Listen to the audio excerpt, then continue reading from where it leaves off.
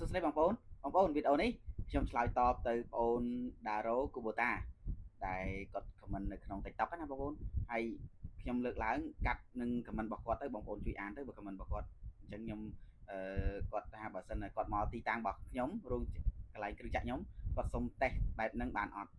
សម្រាប់ខ្ញុំឲ្យតេស្តបានប៉ុន្តែយើងមិនមែនទៅតេស្តហើយតេស្តលេងទេណាតេស្តចេតនាយើងមកមើលគ្រឿងចក្រយើងមកនាំជាងមកទិញ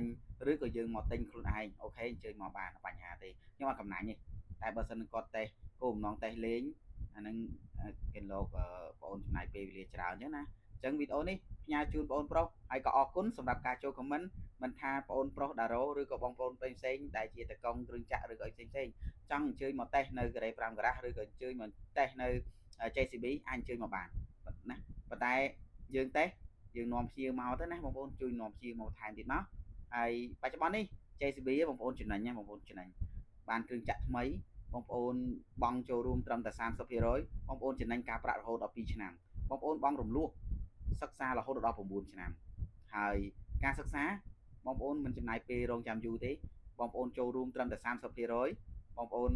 រងចាំតិចណាបងប្អូនរងចាំតិចមែនតើអញ្ចឹងការសិក្សាជាប់បងប្អូន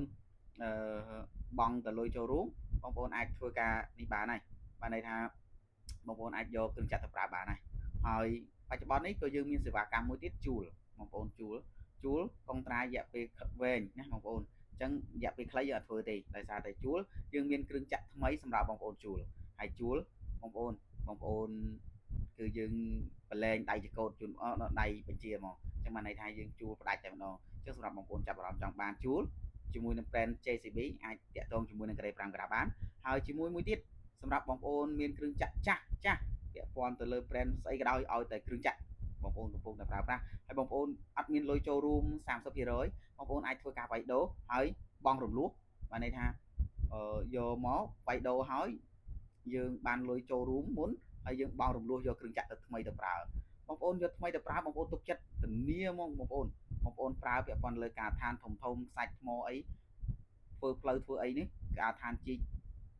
អីផ្សេងៗនេះគឺអត់បញ្ហាតែម្ដងអញ្ចឹងអរគុណជួបគ្នានៅវីដេអូក្រោយអរគុណបងប្អូនដែលចូល comment មានពេលវេលាខ្ញុំនឹងតបជូនបងប្អូនជានិច្ចបាយបាយជួបគ្នាវីដេអូក្រោយ